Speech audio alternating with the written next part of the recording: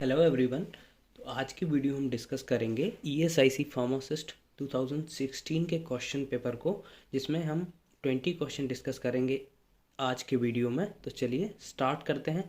सिर्फ हम क्वेश्चन ही नहीं देखेंगे, उनके साथ उनके ऑप्शंस में जो भी एसोसिएट है उनको थोड़ा डिस्क्राइब भी करेंगे, डिस्कस करेंगे और थोड़ा नॉलेज आपको एक्स्ट्रा मिलेगा अदर देन क्वेश्चन। तो चलिए स्टार्ट करते हैं। यहाँ पर आप देख सकते हैं जो फर्स्ट क्वेश्चन है, crystalluria side effect is associated with.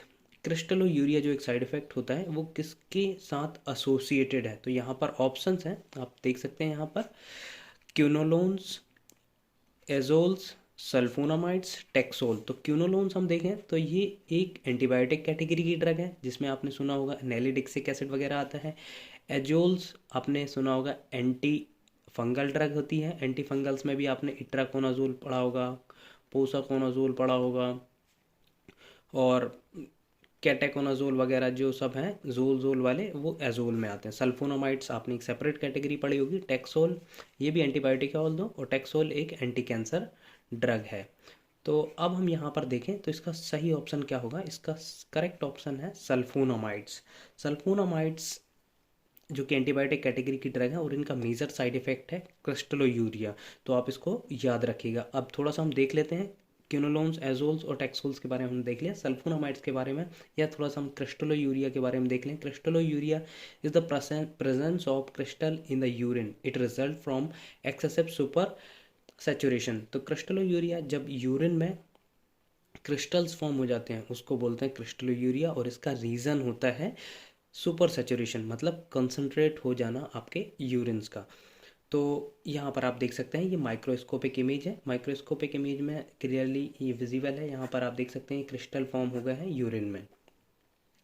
अब सल्फोनामाइड्स के बारे में थोड़ा सा देख लेते हैं, क्योंकि सल्फोनामाइड्स यदि आप फार्मासिस्ट के लिए प्रिपेयर कर रहे हैं तो आपको सल्फोनामाइड्स का क्लासिफिकेशन कंठस्थ होना चाहिए, मैं कहूँगा। यहाँ पर आप देख सकते हैं सल्फोनामाइड्स, इसकी 3-4 कैटेगरी हैं: short acting, intermediate acting, long acting और स्पेशल पर्पस। तो जो शॉर्ट एक्टिंग, लॉन्ग एक्टिंग है, इसके एक्शन के अकॉर्डिंग इसको डिवाइड किया गया है। तो जो शॉर्टेस्ट एक्टिंग है वो सल्फा डायजीन है, इंटरमीडिएट में सल्फा मेथोक्साजोल है, long acting sulfadoxine and sulfamethopyrazine. Special purpose sulfacetamide, sulfasalazine, silver sulfadiazine, mafenide. अब इसमें से आपको ये याद रखना है, सल्फा सैलाजीन वगैरह आईबीडी में किया जाता है, इरिटेबल बोवल सिंड्रोम में इसका यूज़ किया जाता है। और सिल्फर सल्फा डायजीन वगैरह यूज़ किया जाता है आपके जो बर्न हो जाते हैं, जैसे अब जब कभी जल वल जाता है तो उस कंडीशन में इसका यूज़ किया जाता है। मेफेनाइड याद रखना, एक ये ट्रू सल्फोनामाइड नहीं है, क्योंकि इसमें जो सल्फोनामाइड होता है प्रेजेंस वो नहीं होता है इसमें, तो ये ट्रू सल्फोनामाइड नहीं है।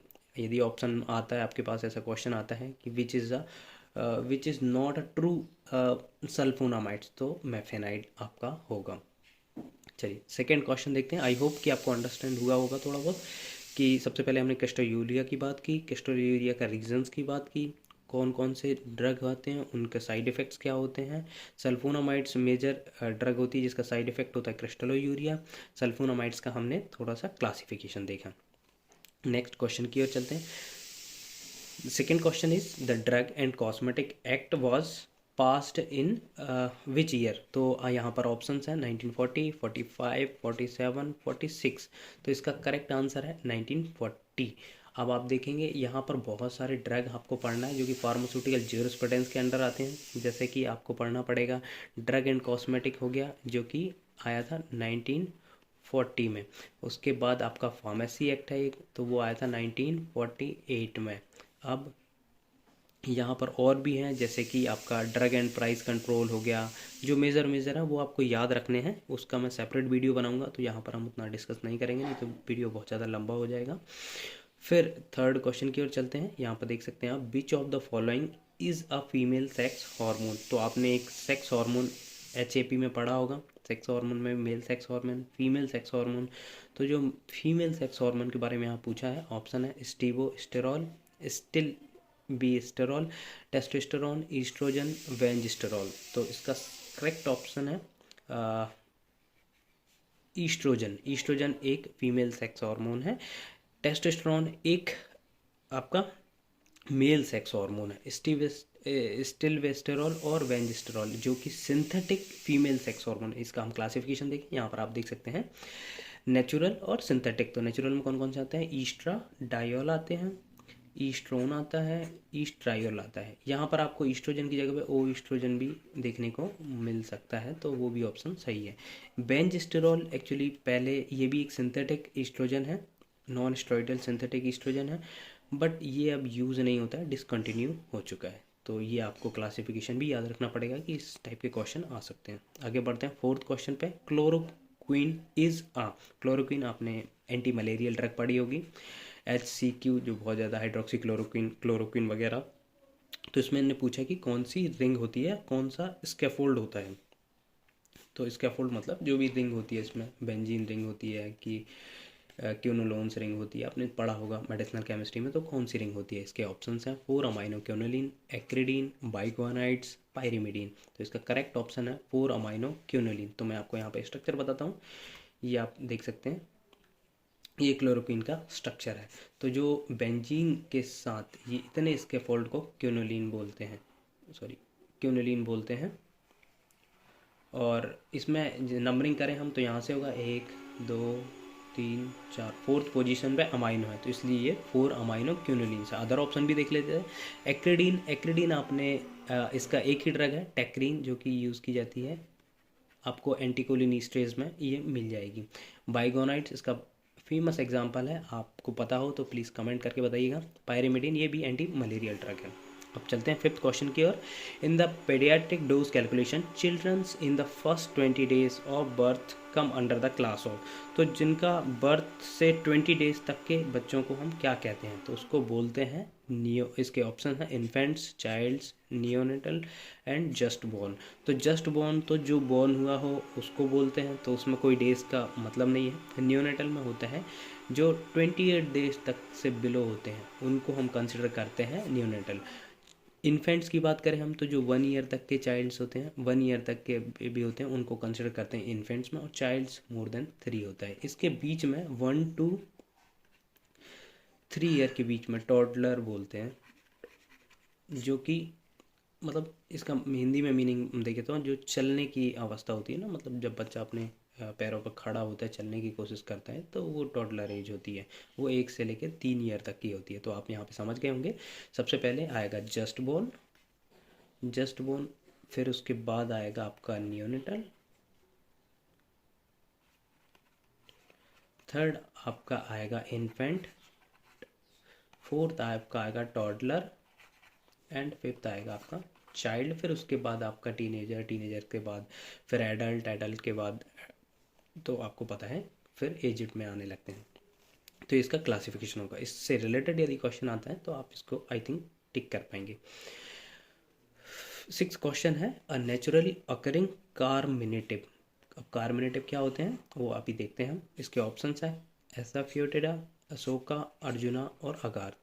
तो सबसे पहले कार्मिनेटिव देखते हैं। तो carminative is known as Latin term as carminativum is a herb or preparation intended to either prevent formation of gas in the gastrointestinal tract or facilitate the expulsion of gas from the gastrointestinal tract, thereby combating the flatulence। तो carminative होते हैं जो कि आपके जो gas formation होता है उसको रिलीज़ करने के लिए, उसको ठीक करने के लिए कार्बोनेटिव यूज़ किए जाते हैं। तो कार्बोनेटिव आपने जो फार्माकोग्नोसी का क्वेश्चन है आपने पढ़ा होगा, उधर पर फार्माकोग्नोसी में एक टॉपिक आता है वोलेटाइल ऑयल और रेजिन्स करके, तो उनका मतलब यूज़ जनरली आपका कार्बोनेटिव ही होता है। तो यहाँ पर Ashoka and Arjuna both are tannin category drug. Tannin का यूज़ नहीं होता है कार्बोनेटिव में। अगार आपका कार्बोहाइड्रेट है जो कि आपके जैसे हम देखें तो बाइंडिंग एजेंट वगैरह यूज़ किया जाता है, एमल्सीफाइंग एजेंट, बाइंडिंग एजेंट में किया जाता है। एज़ाफियोटिडा यहाँ पर यूज़ किया जाता है। इसका हिंदी का मतलब होता है हींग। तो हींग का जनरली यूज़ किया जाता है कार्बोनेटिव में। आई होप आपको समझ में आया होगा।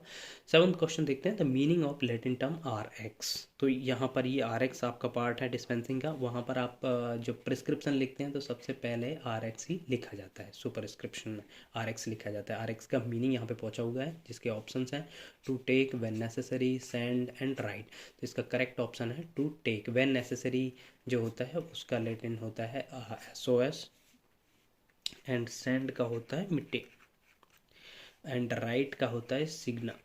तो जब सिग्ना यदि आपको ऑप्शन पूछा तो उसका मतलब इंग्लिश मीनिंग होता है राइट।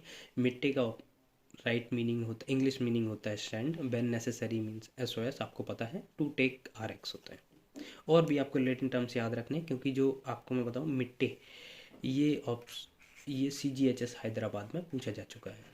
2018 में जो एग्ज़ाम हुआ था उसमें ये आया हुआ था, सेंड को क्या बोलते हैं। तो लैटिन टर्म्स जनरली आते ही हैं, क्योंकि आपका जो वर्क होगा वो फार्मासिस्ट का वर्क होगा। फार्मासिस्ट में जनरली प्रिस्क्रिप्शंस आती है, प्रिस्क्रिप्शन में आपको मोस्टली यही लैटिन टर्म देखने को मिलते हैं, जैसे कि BD, OD, उसके बाद SOS। तो जैसे पैरासीटामोल का एक वेल नोन एग्जांपल है कि SOS होता है वो जब ज़रूरत हो तभी लेना होता है।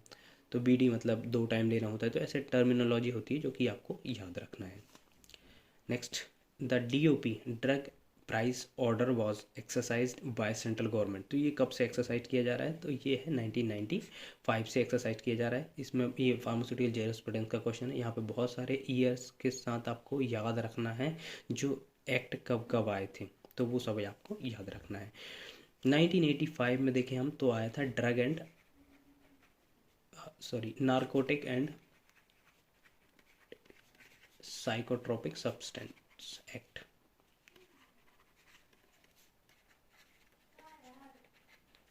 तो ये आया था 1987 में, नहीं आया था 1997 में भी कोई नहीं आया था। तो आपको ये दो याद रखने। 1995 में ड्रग एंड प्राइस ऑर्डर आया था, 1985 में नार्कोटिक एंड साइकोट्रोपिक सब्सटेंस आया था। सेकंड मतलब next question is myocardium is a special muscles tissues found only in. Myocardial जो टिश्यू होते हैं वो किस ऑर्गन में पाए जाते हैं, ब्रेन में, हार्ट में, स्टमक में, लंग्स में। तो जो मायोकार्डियम, कार्डियम से आप याद रखना कार्डियक मतलब आपका हार्ट, तो मेनली हार्ट में ही पाए जाते हैं। इतना कोई टफ क्वेश्चन नहीं है। इसमें लेयर का याद रखना है आपको, 3 लेयर होती हैं। सबसे पहले होती है एपिकार्डियम, फिर होती है मायोकार्डियम, फिर होती है एंडोकार्डियम। एंडोकार्डियम सबसे इनर लेयर होती है, मायोकार्डियम मिडिल लेयर होती है, एपिकार्डियम आपकी सबसे जो आउटर मोस्ट लेयर होती है उसे बोलते हैं। Next question is the schedule to which list of drug to be sold on prescription only belongs to.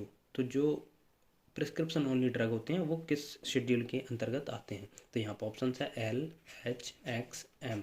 तो इसका सही ऑप्शन है H। जो भी मतलब प्रिस्क्रिप्शन ड्रग होती हैं वो H के अंदर आती हैं। L अभी ऑब्सलीट हो चुका है, मतलब ये रिमूव हो चुका है शेड्यूल से। तो आपको याद रखना है, तो इलाज से याद रखना, इलाज से मतलब E भी नहीं है, L भी नहीं है, Z भी नहीं है, तीनों यहाँ पर नहीं है। शेड्यूल H आपको पता ही, प्रिस्क्रिप्शन ड्रग ओनली होता है। X होता है psychotropic narcotic and psychotropic substance, mainly psychotropic substance के लिए। शेड्यूल M होता है आपका GM के लिए, गुड मैन्युफैक्चरिंग प्रैक्टिस। तो ऐसे ही बहुत सारे शेड्यूल हैं। A होता है, B होता है, C1 होता है, D भी होता है, फिर उसके बाद K होता है, M होता है, J होता है, P होता है, N होता है, O होता है, S होता है, T होता है, Q होता है, V होता है, W होता है और Y होता है। तो इतने सारे शेड्यूल्स हैं जो कि आपको याद होना ही चाहिए, क्योंकि इनसे रिलेटेड क्वेश्चन आते ही हैं। 2016 में आया हुआ है, 2019 में भी क्वेश्चन आया, और सभी फार्मासिस्ट में ये क्वेश्चन आते हैं। तो आपको फार्मास्यूटिकल जूरिस्प्रूडेंस में बहुत ज़्यादा नहीं पढ़ना है, बस जो एक्ट वगैरह हैं वो सब आपको पढ़ना है। मैनिनटॉल इज़, तो मैनिनटॉल क्या है, लूप डायूरेटिक है, ऑस्मोटिक डायूरेटिक है, पोटेशियम स्पेयरिंग डायूरेटिक है, या कार्बनिक एनहाइड्रेस डायूरेटिक है। तो इसका करेक्ट ऑप्शन है ऑस्मोटिक डायूरेटिक। इसका हम एग्जांपल देख लेते हैं। जैसे डायूरेटिक्स का बहुत सारा क्लासिफिकेशन आपने देखा होगा, हाई सीलिंग, मीडियम एफिकेसी। तो वीक एंड एडजुवेंट डायूरेटिक्स में आता है कार्बनिक anhydrase inhibitor and osmotic diuretics. तो यहाँ पे आप देख सकते हैं मैनिनटॉल, आइसोसोर्बाइड, ग्लिसरॉल।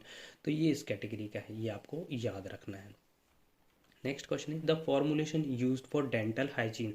तो डेंटल हाइजीन के लिए कौन सा फॉर्मुलेशन यूज़ किया जाता है, इसमें इंसफ्लेशन, स्नफ, कैचेट एंड डेंटिफ्राइसिस। तो ये आपको देख के ही लग रहा होगा कि जो यदि डेंटल के लिए है तो डेंटिफ्राइसिस ही यहाँ पर यूज़ किया जाता है। ये भी तीनों है जो है सॉलिड डोजेस फॉर्म है। पाउडर्स जनरली ये होते हैं। जैसे कैचेट्स में तो ये पाउडर को पैक किया जाता है एक शीट के अंदर, बाकी जो स्नफ और इंसफलेशंस होते हैं उनको डायरेक्टली नोज़ के थ्रू दिया जाता है। जैसे कि आपके जो भी जैसे लंग्स डिसऑर्डर उसमें होते हैं, जो कि आपके पप्स आते हैं, वो आपने सुना होगा, जो फ्लूटिकासोन ये आते हैं, फ्लूटिकासोन पंप आता है, तो ऐसे बहुत सारे आते हैं इनहेलेशन के लिए, वो सब इसमें आते हैं। इसका सही आंसर है डेंटिफ्राइसिस। नेक्स्ट क्वेश्चन देखते हैं। Erythroblastosis foetalis arises due to the incompatibility in the, तो एक ये बहुत, इसके ऑप्शन देख लेते हैं पहले हम। Lymph, blood, synovial fluid, bile. वैसे तो ये बहुत सिंपल क्वेश्चन है। एरिथ्रोब्लास्ट, एरिथ्रो मतलब आपको समझ में आ गया है ब्लड से रिलेटेड है, तो यहाँ लिम्फ से कोई मतलब नहीं है। साइनोवियल फ्लूइड जो कि आपके ये होते हैं, जो जंक्शंस होते हैं, बोन जंक्शन होते हैं, वहाँ पर होता है। बाइल आपका बाइल डक्ट्स में होता है, तो ये इसका करेक्ट आंसर है ब्लड। अब एरिथ्रोब्लाइटोसिस, हम ब्लास्टोसिस यदि देखें तो इसमें क्या होता है कि जो आपकी मदर होती है वो एंटीजन जनरेट करने लगती है, जिससे क्या होता है कि ये आप देख सकते हैं यहाँ पर लिखा हुआ है, haemolytic disease, the disease of fetus and newborn that occur when the immune system of Rh negative mother produce antibody to an antigen in the blood of an Rh positive। तो इससे क्या होता है कि एंटीबॉडी जनरेट करने लगती है, जिससे कि क्या, जो बेबी, जो फीटस होता है उसको, उसमें जो भी आरबीसीज होती हैं उनको डिस्ट्रॉय करने लगती हैं, जिससे कि उसकी जो फीटस की डेथ हो जाती है। ये एक बहुत जेनेटिक डिसऑर्डर है, बहुत रेयर होता है बट ये होता है। तो ये किससे रिलेटेड है? ये ब्लड से रिलेटेड है। 14 क्वेश्चन है, अ पेरेंट्रल एंटीकोगुलेंट ड्रग इज, तो अभी ये फार्माकोलॉजी का क्वेश्चन है, और आपने यदि इसमें क्लासिफिकेशन आपको याद है तो आप इसको करेक्ट कर सकते हैं। वैसे तो आप इसको कर ही सकते हैं, क्योंकि यहाँ पर आप देख सकते हैं पेनिसिलिन जो कि एक एंटीबायोटिक कैटेगरी की ड्रग है, पेनिडोन, वॉरफेरिन और हेपारिन और ये दोनों कैटेगरी की एंटीकोगुलेंट कैटेगरी की ड्रग है। अब इसमें से यदि करेक्ट ऑप्शन चूज़ करना है तो आपको सबसे पहले ये क्लासिफिकेशन याद होना चाहिए। तो यहाँ पर आप देख सकते हैं जो पेरेंट्रल में आते हैं, हेपारिन आता है, लो मॉलिक्यूलर वेट हेपेरिन, तो ये सब हेपेरिन के ही एग्जाम्पल हैं। ओरल एंटीकोगुलेंट आप यहाँ पे देख सकते हैं, या था वॉरफेरिन इसमें। तो इसका करेक्ट ऑप्शन क्या हो जाएगा? आपका हो जाएगा हेपारिन, क्योंकि हेपारिन एक पेरेंटल एंटीकोगुलेंट ड्रग है। चलिए नेक्स्ट क्वेश्चन देखते हैं। Drug and magic remedy act कब आया था? यह ऑप्शन है 1954, 1956, 1952, 1953। इसका करेक्ट ऑप्शन है 1954 में आया था। नेक्स्ट क्वेश्चन है, drug non drug part intended to formulation to aid dilution, stability, maintaining taste, masking etcetera is known as. तो इसमें जो देखो, सबसे पहले पूछा है कि टैबलेट होता है, उसमें ये जो यूज़ किए जाते हैं स्टेबिलिटी, डाइल्यूशन, टेस्ट, मास्किंग के लिए, उनको क्या बोलते हैं? तो इसके ऑप्शन हैं preservative, active ingredient, additives, binding agent. तो इसका करेक्ट ऑप्शन है आपका एडिटिव्स, क्योंकि टैबलेट में दो चीज़ होती हैं, एक होता है एपीआई, एपीआई मतलब एक्टिव फार्मास्यूटिकल इंग्रेडिएंट, और दूसरे होते हैं एडिटिव्स। तो ये सारे एडिटिव्स में ही आ जाते हैं आपके preservative agent, binding agent, filler, उसके बाद टेस्ट मास्किंग एजेंट, तो फ्लेवरिंग एजेंट जिनको बोलते हैं हम, तो वो सब इसमें आते हैं, तो वो एडिटिव में आ जाते हैं। इसका करेक्ट ऑप्शन होगा additive. Next option is tropane alkaloids can be identified. ये फार्माकोग्नोसी का क्वेश्चन है। एल्कलॉइड्स में डिफरेंट कैटेगरी हैं, ट्रोपेन है, क्विनोलोन्स है, तो उनमें डिफरेंट टाइप के टेस्ट परफॉर्म किए जाते हैं आइडेंटिफाई करने के लिए। तो यहाँ पर ऑप्शन है थैलोक्विनिन टेस्ट, विटाली टेस्ट, वेरेट टेस्ट और मिलन टेस्ट। तो इसका करेक्ट ऑप्शन है विटाली टेस्ट, विटाली मोरन टेस्ट। थैलोक्विनिन टेस्ट क्यूनोलोन्स जो एल्कोलॉइड्स होते हैं उनके लिए यूज़ किया जाता है, विटाली प्रोपेन के लिए किया जाता है। वेरेट टेस्ट जनरली यूज़ किया जाता है टू आइडेंटिफाई पेप्टाइड बॉन्ड्स, मतलब ये प्रोटीन के लिए जनरली यूज़ किया जाता है। और इसको देखें तो ये भी प्रोटीन के लिए होता है, बट स्पेसिफिकली यदि पूछा जाए तो किसको आइडेंटिफाई करता है, तो वो करता है ये टायरोसिन को आइडेंटिफाई करता है। आई होप ये आपको समझ में आया हो। 18 question, the power house of the cell. तो ये तो बहुत सिंपल ही क्वेश्चन है। आप nucleus, Golgi apparatus, ribosome, mitochondria. तो इसका करेक्ट आंसर है माइटोकॉन्ड्रिया। राइबोसोम, हाँ थोड़ा सा ये इसका नेम आप याद रख लें। राइबोसोम जिसे कि प्रोटीन की फैक्ट्री भी बोलते हैं, मतलब फैक्ट्री ऑफ प्रोटीन भी बोलते हैं। गोल्जी का उतना कुछ खास नहीं, न्यूक्लियस को सीपीयू ऑफ सेल भी बोलते हैं, सेंट्रल प्रोसेसिंग यूनिट भी इसको बोला जाता है। ऐसे थोड़ा सा जो वो होते हैं, एक मतलब परिभाषा टाइप की होती है ना, जैसे बोलते हैं अदर नेम माइटोकॉन्ड्रिया को जैसे power house of the cells बोलते हैं, न्यूक्लियस को सीपीयू बोलते हैं, राइबोसोम को फैक्ट्री ऑफ प्रोटीन बोलते हैं। तो ये आप थोड़ा सा याद रखिएगा। 19 क्वेश्चन है, which of the following is not a benzodiazepines. तो बेंजोडाइजिपीन्स जो कि एक सेडेटिव हिप्नोटिक कैटेगरी की तरह है, एक फार्माकोलॉजी का क्वेश्चन है। यहाँ पर ऑप्शन है डाइजिपाम, नाइट्राजेपाम, जोलपीडेम, ट्रायाजोलाम।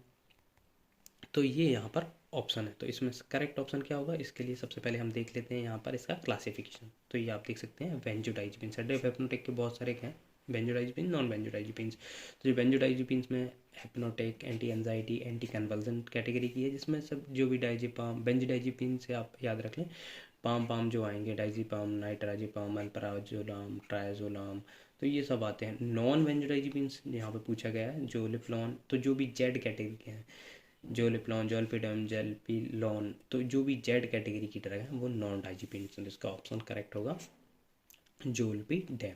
तो ये जनरली जोल्पिडेम जनरली जोल फ्रेश करके एक मेडिसिन आती है, आपने सुना होगा, जोल फ्रेश करके आती है, जोल फ्रेश 5 mg 10 mg 20 mg तक की स्ट्रेंथ में आती है। तो उसमें होता है जोल्पिडेम, और जोल्पिडेम एक नॉन बेंजोडाइजिपिन्स है। ये नॉन हैबिट फॉर्म भी है, जैसे आपको यदि कभी पूछा जाता है कि इनमें से कौन सा नॉन हैबिट फॉर्मिंग है, तो वो जोल्पिडेम है, और जनरली सेफेस्ट। और इनका यूज़ जनरली जो होती है जेट लैग डिसीज़ में यूज़ किया जाता है। Jet lag disease, jet lag क्या होता है, जेट लैग में क्या होता है, जैसे कि आप जब आपकी कंट्री चेंज होती है, जैसे आप वेस्टर्न कंट्री में जाते हैं जहाँ पर लगभग 12 से 14 घंटे का डिफरेंस है, तो वहाँ पर क्या होता है, 12 घंटे का डिफरेंस होता है आई थिंक। तो 12 घंटे में क्या होता है कि जब हम इंडिया से हैं तो इंडिया में दिन होता है, वहाँ पे जाएंगे तो अब वहाँ पे रात होगी। तो आपकी बायोलॉजिकल क्लॉक इंडिया के अकॉर्डिंग सेट है कि मतलब आपको यहाँ के अकॉर्डिंग रात की नींद आएगी, बट जब वहाँ पे पहुँच जाएंगे तो वहाँ पे दिन होगा। तो और जब यहाँ पर दिन होता है वहाँ रात होती है, तो थोड़ा सा उल्टा हो जाता है, जिसके कारण क्या होती है कि नींद की प्रॉब्लम होती है। इसलिए जेट लैग, उसको जेट लैग डिसीज़ बोलते हैं, और जेट लैग में जनरली जेट कैटेगरी की ट्रक है वही यूज़ की जाती है। नेक्स्ट क्वेश्चन देखते हैं, जो कि ये लास्ट क्वेश्चन है। इसके बाद हम नेक्स्ट वीडियो में फर्दर जो 20 क्वेश्चन बचे हुए हैं, 20 क्वेश्चन और हैं, उनको हम डिस्कस करेंगे next video. Which of the following is a natural emulsifying agent obtained from vegetable source. कौन सा इमल्सिफाइंग एजेंट है जो कि इमल्सन बनाने में यूज़ किया जाता है और वो वेजिटेबल सोर्स से है। स्टार्च हो गया, जेलेटिन हो गया, एग योक हो गया, बुल फैट हो गया। तो यहाँ पर आपको 2 ऑप्शन तो क्लियर हो गए, आपको ऑप्शन शॉर्ट करना भी आना चाहिए कि कौन से 2 गलत, क्योंकि 2 तो बहुत कहीं से कहीं तक मेल ही नहीं खाते। जैसे इसमें वेजिटेबल सोर्स बोला, तो वेजिटेबल में एग योक आता है जो कि एक एनिमल सोर्स है, बुल फैट जो भी एक एनिमल सोर्स से आता है। तो ये 2 ऑप्शन तो गलत ही हो गए। अब आपका स्टार्च और जेलेटिन आया, तो अब स्टार्च और जेलेटिन में भी आप देखेंगे तो जेलेटिन जो होता है वो किससे मिलता है, आपको पता होगा कि जो बोन्स होती हैं उससे आइसोलेट किया जाता है। तो जेलेटिन भी एक एनिमल सोर्स है, तो इसका करेक्ट ऑप्शन है आपका स्टार्च। स्टार्च एक वेजिटेबल सोर्स है। इसके डिफरेंट इमल्सिफाइंग एजेंट की भी डिफरेंट कैटेगरी है, जैसे नेचुरल हो गया, सेमी सिंथेटिक हो गया, फिर पॉलीसेकेराइड्स, सिंथेटिक, इनऑर्गेनिक, एल्कोहल। तो आप नेचुरल में देख सकते हैं जो कि वेजिटेबल सोर्स और एनिमल सोर्स। तो वेजिटेबल सोर्स से आता है केसिया, ट्राइगैकेंथ, अगार, पेक्टिन, स्टार्च, सोडियम एल्जिनेट। और जो एनिमल सोर्स से आते हैं वो आते हैं बूल फैट, एग योग, जेलेटिन, वीज वैक्स, और बाकी कैटेगरी है जो कि आप याद कर सकते हैं। तो यहाँ पर हमने 20 क्वेश्चन कवर किए हैं। आई होप कि आपको अच्छा लगा होगा, मतलब आपको नॉलेज भी मिला होगा। यदि आपको नॉलेज मिलता है तो प्लीज़ आप चैनल को सब्सक्राइब करिए, वीडियो को लाइक करिए, और कमेंट करके बताइए कि यदि आपको कुछ और टॉपिक समझना है या आपको कुछ लगता है कि हम थोड़ा सा क्या मॉडिफाई कर सकते हैं, तो उसके अकॉर्डिंग भी हम चल सकते हैं। Thank you so much.